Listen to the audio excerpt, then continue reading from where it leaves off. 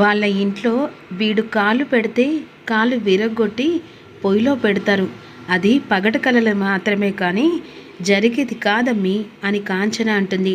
ఎలాగైనా సరే ఈ సుందరంగాడు ఆ ఇంటికి అల్లుడైతేనే అప్పుడు మన చేతికి అధికారం వస్తుందమ్మీ. ఏందమ్మీ పట్టపగలు ఇక కలలు కంటున్నావా ఏంది? వీడిని చూస్తేనే బగ్గుమని వీడు ఎప్పుడు ఎదురుపడితే వీని ప్రాణాలు తీద్దామని అనుకుంటున్నారు ఆ కుటుంబంలో. ఇప్పుడు ఏకంగా సుందరం ఆ ఇంటి పిల్లకు కడుపు చేసిందని తెలిసిన తర్వాత వీడు ఆ ఇంటికి అల్లుడు కాదు కానీ ఆ ఇంటికి గుమ్మానికి మాత్రం వీడి తల ఏలాడుతూ ఉంటుంది అనే విధంగా కాంచన అంటుంది. లేదు, ఎట్టి పరిస్థితుల్లో సరే ఎట్ట అయినా సరే వాణ్ణి ఆ ఇంటికి అల్లుని చేయాలనుకుంటే కలలాగే కరిగిపోతుందమ్మీ అని కాంచన మాటలకు అనన్య వీడి ప్రాణం పోయినా మంచిదే కానీ దామిని ఒప్పిస్తే ఆ ఇంటి అల్లుడు ఖచ్చితంగా అవుతాడు. ఏమో అక్క, ఈ దామిని తింగల మాటలతో మన బుర్ర తినేలా ఉంది. ఇది ఏం చెప్తుందో ఏందో వెయిట్ చేద్దాంరా అనే విధంగా అనుకుంటుంది. ఈలోపు సౌమ్య చేసిన పనికి రోజుకి చాలా మితిమీరుతూ ఉంటుంది తన హద్దుని. వెంటనే పంతులు గారిని పిలిపిస్తుంది. హాల్లోకి వచ్చిన పంతులు గారు అందరినీ శరణ్య పిలుస్తుంది. ఏంటమ్మా శరణ్య, పంతులు గారిని పిలిపించావు, ఏదైనా పూజ పెట్టిస్తున్నావా? లేదత్తయ్య, సౌమ్యకు సంబంధం తెమ్మని చెప్పాను. అదేంటమ్మా, ఆ రోజే ఆ సంబంధం అలా జరిగిపోయింది కదా?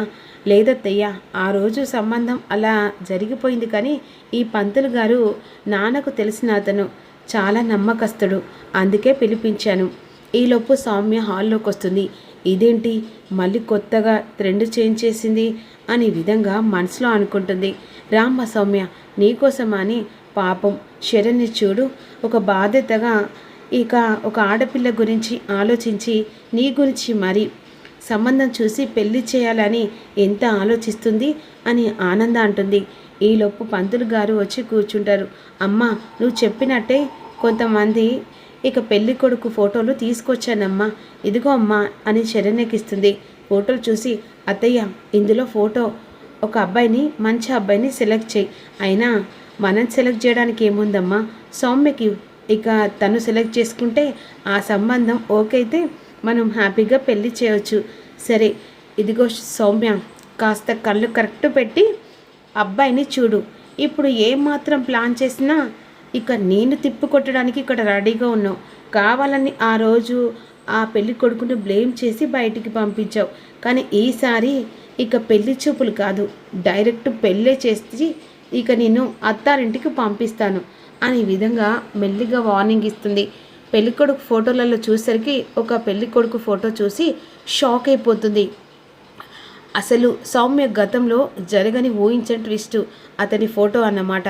ఆ ఫోటోను చూసి ఒక్కసారిగా సౌమ్య కళ్ళు తిరిగి కింద పడిపోతుంది. ఆ ఫోటోకి సౌమ్యకి ఏదో సంబంధం అన్నమాట. వెంటనే కళ్ళు తిరిగి పడిపోయేసరికి ఇదేంటి మళ్ళీ కొత్తగా నాటకం మొదలు పెడుతుందా అనే విధంగా వాటర్ తీసుకొచ్చి కళ్ళలో కొడుతుంది.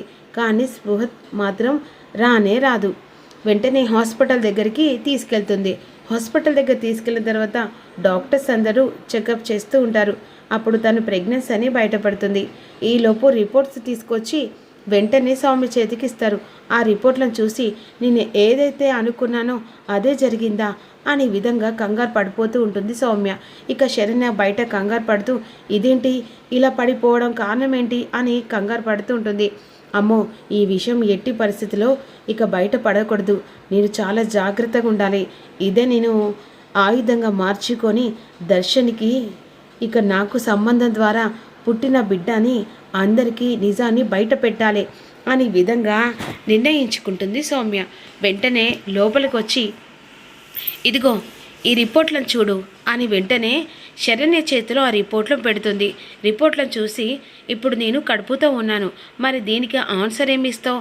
నాకు పెళ్లి చేయాలనుకుంటున్నావు కదా, మరి ఇప్పుడేం చేయాలనుకుంటున్నావు? సరే ఈ విషయం అంతా పక్కన పెట్టు, ఈ విషయం మన మొగుడికి చెప్దామా అని సౌమ్య అంటుంది. ఏం మాట్లాడుతున్నావు? గదే శరణ్య, ఇందాక నువ్వు నాకు సంబంధం చూసి పెళ్లి చేద్దాం అనుకున్నావు కదా, మరి నా కడుపులో బిడ్డని ఏం చేయాలి? ఇప్పుడు ఈ కడుపులో బిడ్డకి ఇక తండ్రి దర్శన్ ఎక్కడా? అలాంటప్పుడు మరి మన మొగునికి చెప్తే సరిపోతుంది కదా, నా కడుపులో వారసుడు పెరుగుతున్నాడు, అలాంటప్పుడు ఇక నువ్వు నా మెల్లో 3 ముళ్ళు వెయ్యాలే అని చెప్పాలి కదా. అప్పుడు వెంటనే శరణ్య భయంతో నీకు దండం పెడతాను, ఈ విషయం ఎట్టి పరిస్థితుల్లో నా భర్తకు తెలియకూడదు. ఈలోపు దర్శన్ హాస్పిటల్ దగ్గరికి సౌమ్య అన్ఎక్స్పెక్టెడ్గా అలా పడిపోవడం ఏంటి అని చెప్పేసి హాస్పిటల్ దగ్గరికి వస్తూ ఉంటాడు. అలా అయితే మరి నా జీవితాన్ని నేనేం చేయాలి, నా కడుపులో బిడ్డను అప్పుడు నేనేం చేయాలి అని సౌమ్య శరణ్యను నిలదీస్తూ ఉంటుంది. ప్లీజ్ దండం పెడతాను, అదిగో మన భర్త వస్తున్నాడు, ఈ విషయం చెప్తాను, నా మీద ఒట్టే, ప్లీజ్ దండం పెడతాను చెప్పకనేసరికి ఏమైంది సౌమ్య? శరణ్య సౌమ్యకి ఏమైందట? అబ్బాయి ఏం లేదండి, తను కరెక్ట్గా తిండి తినట్లేదు కదా, నీరసంగా ఉందని చెప్పేసి డాక్టర్స్ చెప్పారు. అదేంటి అలా చెప్తున్నావు అబద్ధం అని అనేసరికి అబద్ధమా? అబ్బే అదేం లేదండి, తను నీరసంగా ఉంది కదా, కరెక్ట్గా తిండి లేక అలా కింద పడ్డదని చెప్పేసి డాక్టర్ చెప్పారు. అదే కదా సౌమ్య అని చెప్పేసి ఈ నిజాన్ని ఎలాగైనా బయట పెట్టి దర్శన్ చేత నేను 3 ముళ్ళు వేయించుకొని నా కడుపులో బిడ్డకి తండ్రి దర్శన్ అని చెప్పాలి, లేకపోతే ఇది మీది బయటికి వస్తే అప్పుడు నాకే ప్రమాదం అని చెప్పేసి ఈ విధంగా అనుకుంటుంది. ఆ ఫోటోలు ఉన్నవాడు ఎట్టి పరిస్థితుల్లో ఇక నేను ఇక్కడున్నాను వాడికి తెలిస్తే అప్పుడు నేను ఆడిన నాటకానికి ఇక ఏ మాత్రం కూడా రెస్పాండ్ ఉండదు. ఇక నేను అంత తొందరగా ఆలోచించి ముందడుగు వేస్తేనే ఖచ్చితంగా ఈ ఇంటికి కోడలు అవుతాను అని చెప్పేసి సౌమ్య అనుకుంటుంది. ఈలోపు ఇంటికి వెళ్ళిన తర్వాత శరణ్య చాలా టెన్షన్ పడుతూ ఈ విషయం బయటపడ్డది. అసలు నిజంగానే ఇలా జరిగిందా, లేకపోతే ఈ సౌమ్య అబద్ధం ఆడుతుందా, అసలు ఏంటి దీని వెనకాల ఏం జరిగింది, ఇదంతా తెలుసుకోవాలంటే నేను ఖచ్చితంగా రీసెర్చ్ దగ్గరికి వెళ్తేనే ఆ నిజాలన్నీ బయటపడతాయి. నా భర్తకు దీనికి సంబంధం ఉందో లేదో, అసలు నా భర్త ఒక్కనాడు కూడా ఆ సౌమ్య వైపు కన్నెత్తి చూడండి, ఇదే చాలా మిస్బిహేవ్ చేస్తుంది. నా భర్తను ఎలాగైనా దాని వైపు లొంగి తీసుకోవాలని చూస్తుంది. ఇదంతా కాదు, ఇలా చూస్తూ బాధపడుతూ నా ఇంటి పరువు నేను తీసుకోలేను. ఖచ్చితంగా నేను ఆలోచించి అసలు ఆ రోజు అక్కడ ఏం జరిగిందో తెలుసుకోవాలి అని చెప్పేసి వెంటనే రీసెర్చ్ దగ్గరికి వెళ్ళిపోతుంది ఇక శరణ్య. ఇక మరోవైపేమో సౌమ్య టెన్షన్ పడుతూ వీడి వల్ల నా కడుపు వచ్చింది, ఈ విషయం బయటపడ ముందుకే ఈ ఇంట్లో రచ్చ చేయాలి, ఆనంద భైరవి దాకా ఈ రిపోర్టు వెళ్తే అప్పుడు నా కడుపు కారణం ఎవరైనా అడుగుతుంది అని ఆలోచిస్తూ ఉంటుంది.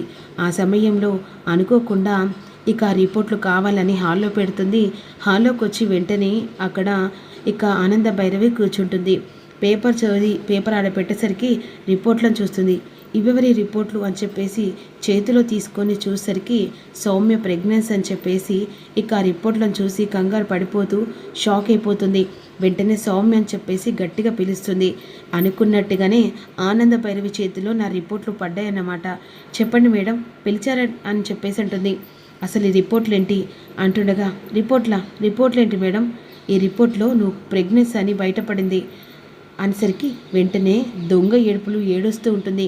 అవును మేడం, ఆ రిపోర్ట్లు నిజమే, మీరు చూస్తుంది కూడా నిజమే, నా జీవితానికి అర్థం లేకుండా ఇలా జరిగిపోయింది. ఎవడు వాడు చెప్పు, వానికి ఇచ్చి నీకు పెళ్లి చేస్తాం. ఎలా చెప్పాలి మేడం, అసలు నా మనసులో బాధ మీకు చెప్తే తట్టుకోగలరా? ఎవరైనా సరే ఒక ఆడపిల్ల జీవితాన్ని ఇలా సర్వనాశనం చేసిన వాడిని వదిలిపెట్టేది ఆనంద. ఖచ్చితంగా పెళ్లి చేస్తాను, మాట ఇస్తున్నాను కదా, నిజం చెప్పండి మేడం, నాకు మాట ఇస్తారు కదా పెళ్లి చేస్తానని. ఆడపిల్ల జీవితాన్ని ఇలా చేసిన వాడిని 4 తన్ని మరీ రోడ్డు మీద కూర్చోబెట్టి వాడి చేత నీకు 3 ముళ్ళు వేస్తానమ్మా అనే విధంగా అంటుండగా, నిజంగానా? నిజమే చెప్తున్నాను, ఈ ఆనంద భైరవి ఒక్కసారి మాట ఇస్తే తప్పదు, నా కడుపు కానం ఎవరో కాదు మేడం. ఇక దర్శన్ అనేసరికి ఆనంద భైరవి గుండెలు పగిలి షాకింగ్గా చూస్తూ అలాగే ఉండిపోతుంది. మరోవైపు శరణ్య రీసెర్చ్ దగ్గరికి వెళ్తుంది. ఆడ ఇక మేనేజర్తో మాట్లాడేసరికి సీసీ కెమెరాలో ఓపెన్ చేసి చూసేసరికి ఇక సౌమ్య భాగవతం బయటపడుతుంది. మరి రాబోయే ఎపిసోడ్లో ఏం జరుగుతుందో తెలుసుకో.